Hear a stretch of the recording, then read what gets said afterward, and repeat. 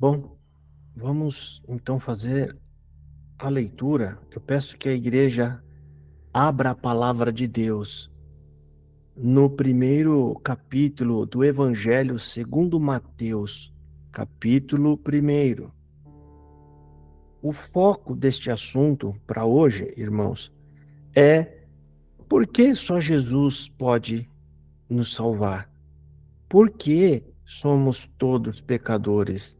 Será que essas perguntas têm respostas na Bíblia? Né? O porquê, qual a lógica de Jesus ser o único que pode nos salvar? Né? Qual a lógica? Quem é que prova que eu sou um pecador? Né? Sobre esse tema que nós vamos discorrer. Parece que não, né? A gente olha aqui, como é que vai pregar? Mateus, capítulo 1, está falando de genealogia. Irmão, genealogia. E nada que está aqui é à toa. Até nessas passagens que a gente acha que não tem importância, vocês vão ver a importância que tem isso aqui, tá? Palavra de Deus, quando é pregada, quando a gente enxerga Jesus, gente, a gente vê a maravilha de Deus até onde está escrito a genealogia, assuntos que às vezes parecem ser cansativo, mas não é, tá? Então vamos ler Mateus capítulo 1. A genealogia de Jesus. Livro da geração de Jesus Cristo, filho de Davi, filho de Abraão. Abraão gerou a Isaque, e Isaque gerou a Jacó, e Jacó gerou a Judá e a seus irmãos. E Judá gerou de Tamar a Pérez e a Zera. E Pérez gerou a Esrom, e Esrom gerou a Arão. E Arão gerou a Aminadab, e Aminadab gerou a Naasson, e Naasson gerou a Salmão. E Salmão gerou de Raabe a Boaz, e Boaz gerou a Ruth e Obed gerou a Jessé, e Jessé gerou o rei Davi. E o rei Davi gerou a Salomão, da que foi mulher de Urias. E Salomão gerou a Roboão, e Roboão gerou a Abias, e Abias gerou a Asa, e a Asa gerou a Josafá. E Josafá gerou a Jorão, e Jorão gerou a Uzias. E Uzias gerou a Jotão, e Jotão gerou a Acás, e Acás gerou a Ezequias. E Ezequias gerou a Manassés. E Manassés gerou a Amon, e Amon gerou a Josias. E Josias gerou a Jeconias e a seus irmãos na deportação para a Babilônia. E depois da deportação para a Babilônia, Jeconias gerou a Salatiel, e Salatiel gerou a Zorobabel. E Zorobabel gerou a Abiúde, e Abiúde gerou a Eliaquim, e Eliaquim gerou a Zoar. E a Zoar gerou a Zadok, e Zadok gerou a Aquim, e Aquim gerou a Eliúde. E Eliúde gerou a Eliezer, e Eliezer gerou a Matã, e Matã gerou a Jacó. E Jacó gerou a José, marido de Maria, da qual nasceu Jesus, que se chama o Cristo, de sorte que todas as gerações, desde Abraão até Davi, são 14 gerações, e desde Davi até a deportação para a Babilônia, 14 gerações, e desde a deportação para a Babilônia até Cristo, 14 gerações. Queridos irmãos, essa passagem, aqui tem tanta coisa, gente. Quando a gente começa a estudar as escrituras sagradas, quando a gente começa a estudar a Bíblia, a palavra de Deus, ou seja, ela é tão rica, tanta coisa maravilhosa, que não tem aonde a gente entrar aqui e não achar coisas que vai gerar o nosso conhecimento. Aqui, quando o apóstolo, né, eu vou até começar aqui nessa parte das gerações, a quantidade de gerações, né? Então, ele diz o seguinte: de sorte que todas as gerações, desde Abraão e Davi, foram 14 gerações. Observa que ele aponta dois pontos importantes da história. Não é em qualquer pessoa que acaba a geração. Ele fala, ó, desde Abraão foi alguém importante na história, escolhido por Deus, até Davi, 14. Então, as duas pontas têm automaticamente uma ligação direta com Deus, não à toa que a história destes dois homens está nas Escrituras. E depois ele fala, São 14 gerações, desde Davi até a deportação da Babilônia. Outro ponto crucial e importante, ou seja, Davi, que já foi mencionado, passou mais 14 gerações, chegou aquele momento da Babilônia, que é um marco histórico na vida do povo de Israel. Eles foram presos. E aí ele fala, e desde a Babilônia, 14 gerações, aliás, até a deportação da Babilônia, 14 gerações. E desde a deportação da Babilônia até Cristo, 14 gerações. É o modo dele falar. Você está vendo esse Jesus aí? Não é qualquer um. Todos os pontos que ligam são de pessoas importantíssimas. Esse Jesus que vocês dizem que é só o filho de José, não é. Ele é algo importante. É a forma do escritor colocar em pé de igualdade, né? Abraão, Davi, deportação para a Babilônia e Jesus Cristo. É o primeiro ponto. Mas isso aqui não é o foco ainda da pregação de hoje, tá? Bom, o que nós estamos lendo aqui, irmãos? Aqui, Mateus, ele está mostrando a genealogia de Abraão. A gente vai ver que tudo começa lá em cima, em Abraão, né? Quando ele cita, ele já começa no primeiro verso dizendo, livro das gerações de Jesus Cristo, filho de Davi. Ele já começa dizendo, esse Jesus é filho de Davi, então nós vamos começar agora a genealogia dele. E Abraão gerou Isaac. Opa, peraí, ele já começou em Abraão. Então a preocupação de Mateus aqui é mostrar a genealogia de Abraão. Ele está querendo apontar para algo aqui. O que ele está querendo apontar? Para uma promessa feita para Abraão. E nesta passagem bíblica e nas outras genealogias, que são ainda, elas são mais profundas ainda, né? A gente tem a outra genealogia aqui, que é a de Marcos. Deixa eu só abrir para mostrar para vocês. Aliás, não é a de Marcos, é a de Lucas. Tô me confundindo aqui, pessoal. Deixa eu só abrir aqui para falar para vocês. A genealogia, aliás, a genealogia de João, né? A genealogia de João, ele vai mais profundo ainda, ele sobe, ele vai lá em Deus, onde inicia-se todas as coisas. Ele vai diretamente de Deus, falando, Jesus, na verdade, ele é a palavra, ele é o verbo, né? Bom, voltando aqui, irmãos, Mateus, aqui na carta, aliás, aqui no livro de Mateus, o que a gente encontra aqui, né? A gente vai ver mostrando toda a genealogia, só que tem um detalhe aqui que é importantíssimo, que é onde vai startar aqui, né, a base da pregação de hoje. Se vocês prestarem atenção, cada homem gera outro homem. Está falando de uma linha, homem nascido de mulher, ligação de homem com mulher. Vocês podem observar, e Judá gerou a Tamar e Peres, e assim vai. E Arão gerou Abinadab, e Salmão gerou a Raabe. Mas quando chega em Jesus Cristo, ele é o único, não fala, e José gerou Jesus. Não fala. Quando chega em Jesus, fala, e Jacó gerou José, marido de Maria, da qual nasceu Jesus. Observa que Jesus Cristo não é gerado por outro homem. Todos os homens são filhos de outros homens porque são gerados por outros homens. Mas quando chega em Jesus Cristo, simplesmente ele fala, olha, José, marido de Maria, da qual nasceu Jesus. Quando chega nele, não fala, José gerou Jesus. E por que isso? Que é onde a gente vai entrar agora aqui na explicação, tá? Por que isso? Porque se nós abrirmos agora, eu vou pedir para vocês me acompanhar, tá? Em Gênesis, no capítulo 2, no versículo 15, Gênesis no capítulo 2, e eu vou abrir aqui também com vocês, Gênesis capítulo 2, versículo 15, o que está dizendo lá em Gênesis capítulo 2, versículo 15? Lá está falando o seguinte, 15, 16 e 17.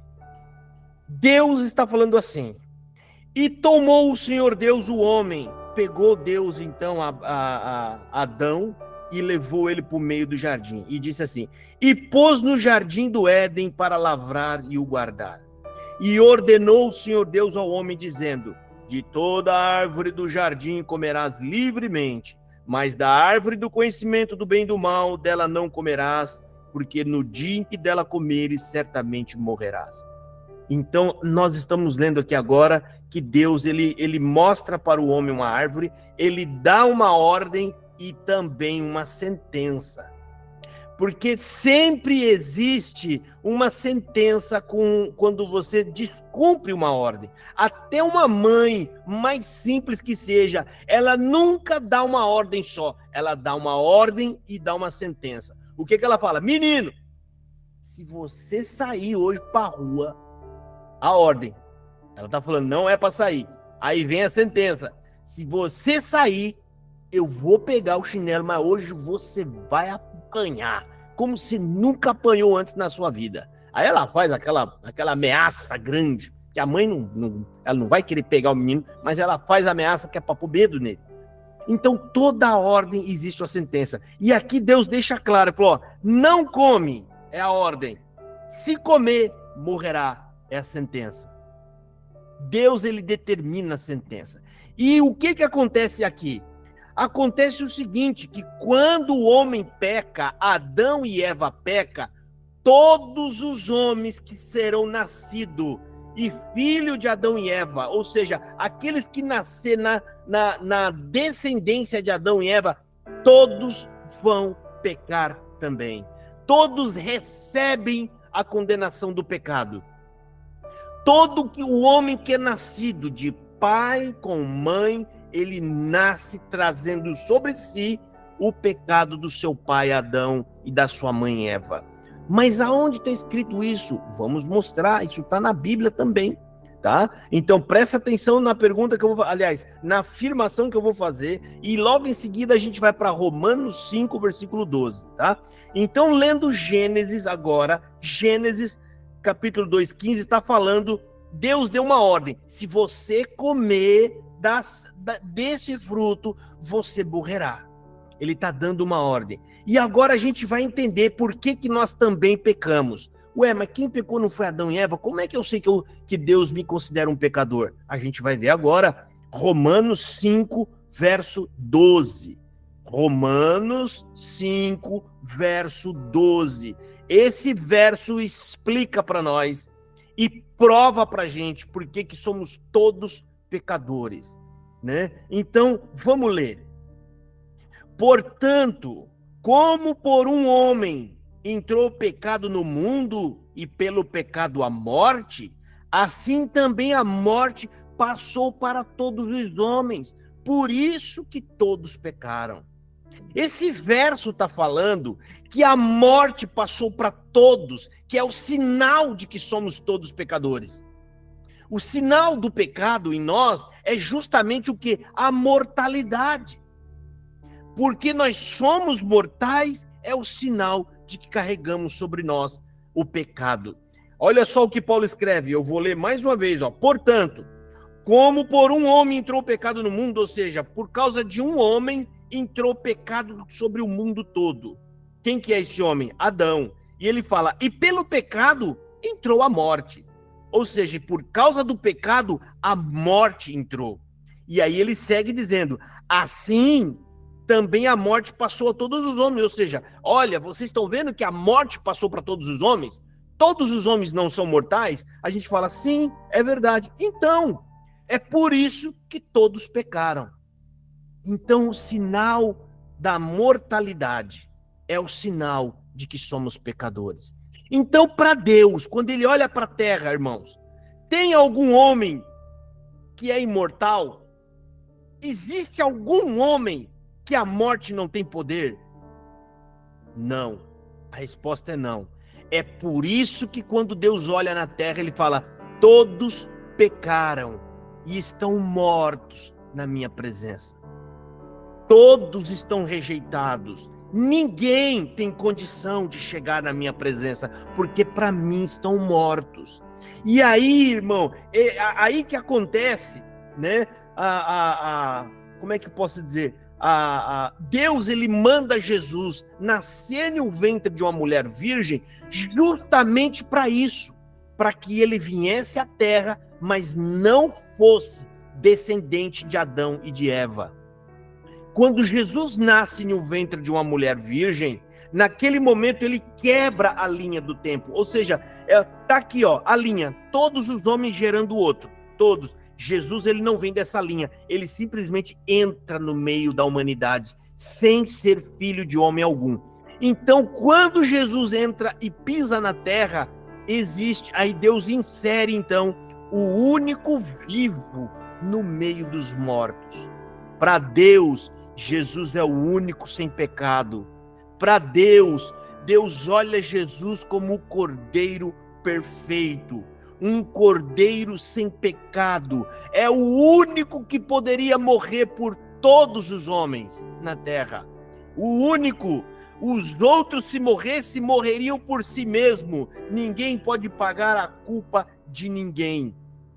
Tá? Então, por isso que João Batista fala algumas vezes até, né? Lá no capítulo 1, João Batista, ele fala o seguinte, capítulo 1, versículo 29 e o versículo 36. Olha só, gente, João Batista, ele é um homem que foi cheio do Espírito Santo desde o ventre da mãe. Ele já nasceu, ele já veio na terra com a unção de Deus. Então, era uma pessoa inclinada para agradar a Deus a todo momento. João Batista, homem de Deus. Só os que a Bíblia menciona. Simeão, que pegou Jesus no colo, no templo, quando ele foi circuncidado, e fala: Deus, já pode me despedir em paz, porque meus olhos já contemplam a tua salvação. A própria Bíblia chama aquele profeta, aquele homem, como homem que agradava a Deus. Né? A Ana, a profetisa, né, que profetiza sobre ele, também a Bíblia chama de mulher de Deus, mulher crente. Zacarias era homem de Deus, temente a Deus. Mas por que, se todos esses homens eram santos, eram homens que realmente temiam a Deus, por que Deus não usou um deles? Resposta: porque todos eles tinham uma coisa em comum. Todos eram filhos de pai com mãe. E todos mortos na presença de Deus. Ninguém pode levar um cordeiro morto para Deus, para depois sacrificar. Você tem que levar um cordeiro, além de ser vivo, perfeito, sem mancha, sem pecado, para poder apresentar perante Deus. É por isso que não existe salvação fora de Jesus. Não existe. Jesus, ele é o cordeiro da propiciação, é o cordeiro que limpa o nosso pecado. É por isso, hoje a gente está aprendendo a lógica. Não existe salvação por obra. Se existisse salvação por obra, não precisava Deus mandar o cordeiro para tirar o nosso pecado. O pecado que está em nós, irmão, ele só sai com o sangue de um justo, com a morte de um justo. Não existe salvação fora de Jesus, né? Então João Batista, quando viu Jesus, João conhecedor da palavra, João homem de Deus, cheio do Espírito Santo, quando ele vê Jesus a primeira vez, capítulo 1 do Evangelho de João, versículo 29, João fala: no dia seguinte, João viu Jesus, está aqui na palavra, João viu Jesus se aproximando e disse: vejam, ele é o Cordeiro de Deus que tira o pecado do mundo. Ou seja, o perfeito, o vivo sem mancha, sem mácula, estava passando, e João aponta e fala: esse é o Cordeiro que Deus vai imolar para tirar o nosso pecado. Não existe salvação se não for através do sangue deste homem inocente. E Jesus anda por ali mais um pouco, né? E mais 7 versos na frente, né? João 1,36, João vê Jesus de novo e repete: vejam, é o Cordeiro de Deus. João fala isso com alegria, irmão. Deus mandou o seu Cordeiro. O plano já está traçado. Deus planejou uma obra. Deus tem tudo arquitetado. E essa obra será executada pelo próprio Deus. Deus manda dando ordem ao filho: vá, faça assim e assado. E no final, né, te rodearão. Salmo 22 já estava profetizado, e fortes touros de Baçã me rodearam, né? E eles me pisaram, e ele foi crucificado, e ainda estava escrito, né, até a última palavra que ele ia dizer, Lamá, Lamá, Sabactani, estava profetizado também sobre Jesus Cristo. Tudo isso para a nossa salvação, né? Então, irmão, para Deus não existe salvação fora do Filho. A gente tem que parar para entender isso. Gente, todos nós estamos mortos para Deus. Antigamente, morria-se a carne e a alma morria junto. A alma estava condenada com a carne. O apóstolo Paulo fala sobre isso. Quando Jesus Cristo vem e morre por nós, em nosso lugar, o que acontece? Jesus Cristo, a nossa alma é perdoada. A carne, contudo, vai continuar sofrendo a sentença que Deus deu lá em Gênesis capítulo 2. Ele fala: morrerá. Se você comer do fruto, você morrerá. E nós somos mortais, irmão, que significa que o pecado está em nós. O pecado está em nossa alma. Qual que é a nossa chance, então? É de salvar a carne? Não! A carne não tem mais salvação. Nós podemos, crendo em Jesus, salvar a nossa alma.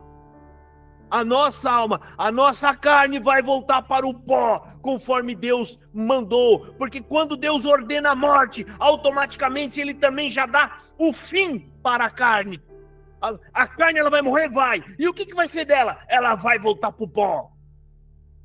Ela vai voltar para o pó. E a alma? O que será feito da alma? E aí entra o evangelho de Deus. Deus fala: eu vou enviar um que há de remir. Eu vou consertar o que o homem fez de errado. Eu vou reconciliar o homem novamente comigo através do meu filho, o meu amado, o Cordeiro Imaculado de Deus, irmão. E para nossa sorte, irmão, quando Deus chama lá no céu, Isaías capítulo 6, eu não me lembro o verso agora, Isaías capítulo 6, se não me falha a memória, é versículo 6 também. Eu vou até procurar aqui, irmão, porque eu acho lindo essa passagem, né? O diálogo que Deus está tendo no céu, sobre quem virá.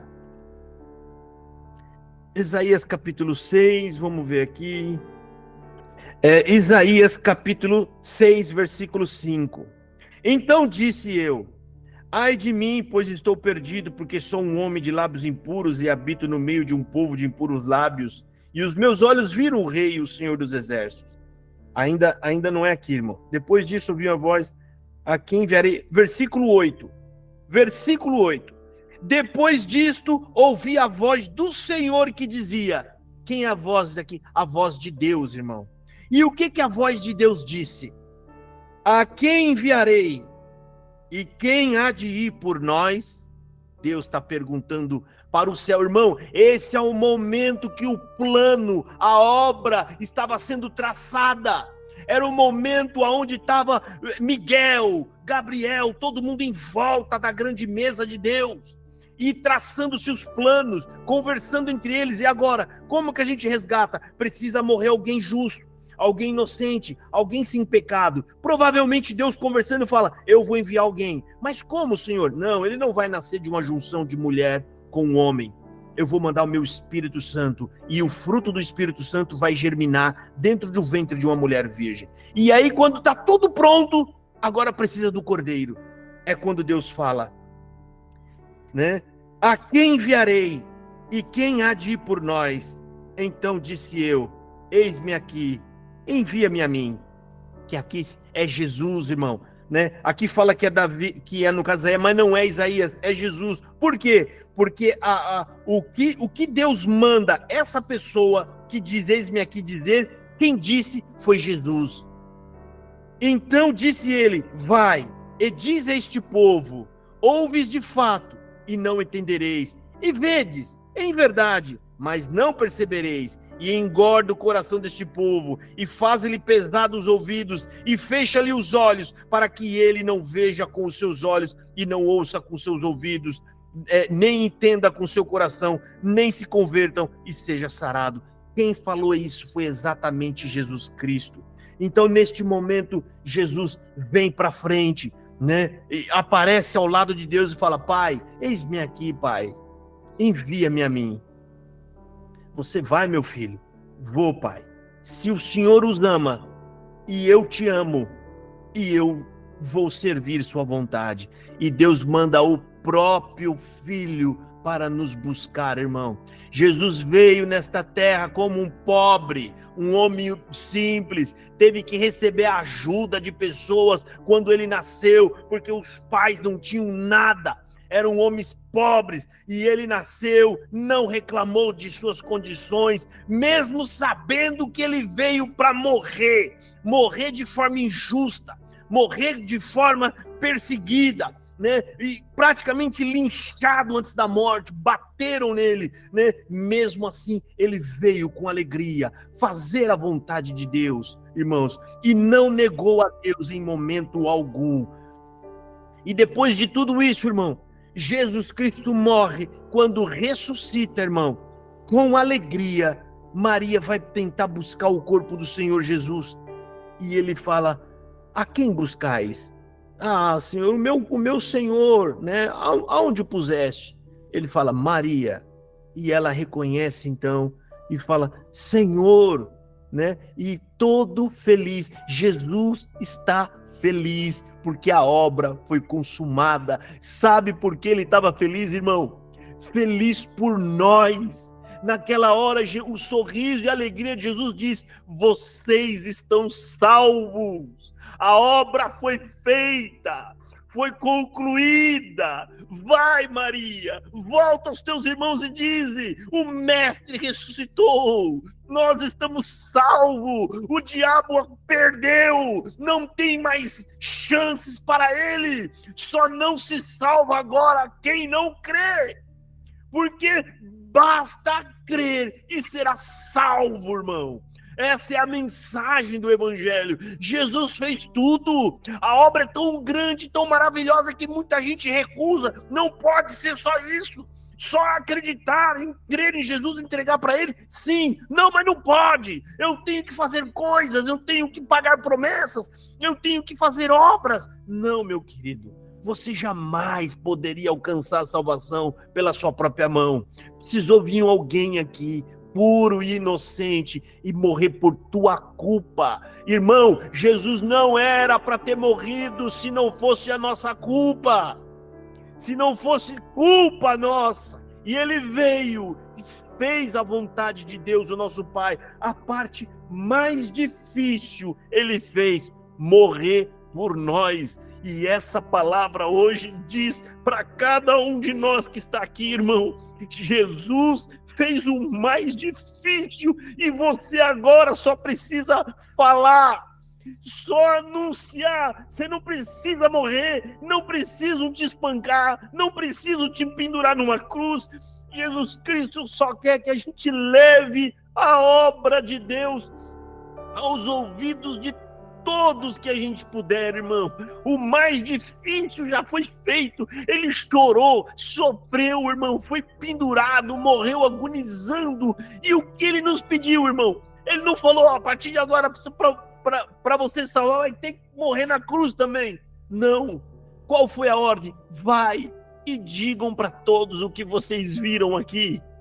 Digam para todos que eu ressuscitei. Digam para todos que eu estou voltando para o Pai, mas eu volto para buscar cada um de vocês. Não vai ficar ninguém para trás. Todos aqueles que crer verdadeiramente em Jesus Cristo jamais ficará confundido em respeito à salvação de Deus, irmão. né? Essa é a nossa mensagem, irmão. Simples, não podemos negar Jesus. Temos que sempre meditar nisso e não cansar. Vamos levar o evangelho, vamos falar de Jesus. Não podemos permitir que outra coisa tome o lugar principal do evangelho, que seja o nome de Jesus Cristo. É o único nome que tem que estar em nossa boca. É o único nome que a gente deve continuar a pregar, porque esse nome tem poder de salvação, irmão. O nome de Jesus Cristo maravilhoso, irmão. E lá em Romanos, no capítulo 3, versículo 23, irmão, o apóstolo Paulo encerra dizendo ali para nós, né? Romanos 3, 23 fala: porque todos pecaram e destituídos estão da glória de Deus. É o modo do apóstolo falar: olha, vocês, todos nós somos pecadores diante de Deus e todos nós estamos separados de Deus. Então, quem poderia morrer? Ninguém, irmão. Nenhum de nós, ninguém que tem dívida pode pagar a dívida do outro. Você tem dívida também. É a mesma coisa que eu chegasse num delegado, eu tô sendo procurado pela polícia, tem um outro lá que também está procurado, foi pego, eu chego lá e falo: ô guarda, prende eu e solta ele, é meu filho. O guarda fala: não, ele deve você também. Vão os dois para a cadeia. Só um justo poderia fazer isso, irmão. Só um que realmente não deve poderia chegar lá e falar: eis-me aqui, desça sobre mim a sentença de culpa e liberte esse pobre pecador. Foi isso que Jesus Cristo fez. Irmão, nós fomos livres da ira. Jesus, sendo puro e santo, sofreu a ira de Deus.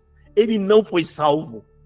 Ele foi até o fim, até a última gota. Ele morreu por hemorragia. Ele morreu porque deu todo o sangue de verdade por nós, irmão. Desceu cada gota, até a última gota que o corpo pôde jogar para fora, irmão. Os furos nos pés, irmão. Foi ali que desceu todo aquele sangue que encharcou aquela madeira, aquela pobre, miserável madeira. A árvore que um dia nasceu e ela se transformou numa cruz, aonde recebeu o sangue do Santo Filho de Deus, irmão. Né? E essa árvore encharcada, né, de sangue, e as gotas de sangue provavelmente deve ter até chegado a tocar o solo do chão. Tudo isso por amor a nossas almas. E Jesus Cristo, por isso que ele jamais desistirá da sua igreja, jamais desistirá de nenhum de nós. E enquanto cada um de nós tiver compromisso com a verdade, compromisso com o evangelho, compromisso em pregar a verdade e a salvação única e suficiente em Jesus, o Espírito de Deus não se apartará do nosso meio, irmão. Porque é para isso que o Espírito Santo ele procura vasos que ele use e possa anunciar o Evangelho de Jesus, a salvação poderosa no nome precioso de nosso Senhor Jesus Cristo, irmãos. Né? Essa aqui é a palavra para hoje, irmão. Não há salvação fora de Jesus. Jesus é o nosso puro e imaculado Cordeiro de Deus, irmão. O Cordeiro maravilhoso. Por isso João se alegrou. João, quando viu Jesus, falou: eis aí, gente, olha, é o Cordeiro. Estamos salvos, o Cordeiro. Mas Jesus sentindo aquele peso ainda, irmão, porque ainda não tinha acontecido todas as coisas. Mas o Cordeiro de Deus já estava como quem diz, no pasto, andando, e os olhos já estavam fitos nele, irmão. A qualquer momento o cordeiro será imolado, a qualquer momento o sangue do cordeiro descerá. E bem-aventurado, irmão, são aqueles que entregam a sua vida e a sua confiança somente em Jesus Cristo. Você jamais ficará confundido, nem envergonhado, como diz em alguns lugares da onde a gente veio, irmão, porque o único que é fiel, que a Bíblia chama de fiel, é Jesus Cristo, o Filho de Deus, irmão. Essa é a mensagem da palavra. Deus abençoe a todos. Agora eu passo para a nossa irmã Adriana fazer o encerramento. Deus abençoe a todos. Amém. Glória a Jesus. Amém. Aleluia, Jesus. Irmãos, eu vou fazer uma oração de agradecimento a essa mensagem. Glória a Deus. Aleluia, Jesus. Querido Deus, nesta noite, Senhor, vemos aqui na sua presença, ó Pai amado, te agradecer por mais um dia de culto, Senhor, que o Senhor tem nos preparado, Senhor amado, por essa mensagem maravilhosa e abençoada, Senhor, que o Senhor tem enviado para nós, falado conosco, Senhor, e fazendo com que nós conhecemos ainda mais o seu evangelho genuíno, ó Deus. Te agradecemos imensamente, Senhor, pela vida do nosso pastor Josafá, que Deus te abençoe e abençoe toda a sua família. Que Deus abençoe a família de todos os irmãos aqui presentes, até aqueles que não puderam comparecer nesta noite, a Deus. Que o Senhor, meu Deus, envie teu seu Santo Espírito, Pai, na mente de cada um e no coração, Senhor, para que compreenda a tua mensagem, ó Deus. Agradecemos por tudo, pelos louvores cantados nesta noite, agradecemos pelo devocional, pela oração da mensagem, por tudo te agradecemos em nome do nosso Pai, nosso Senhor Jesus Cristo, que é bendito e reina por toda a eternidade.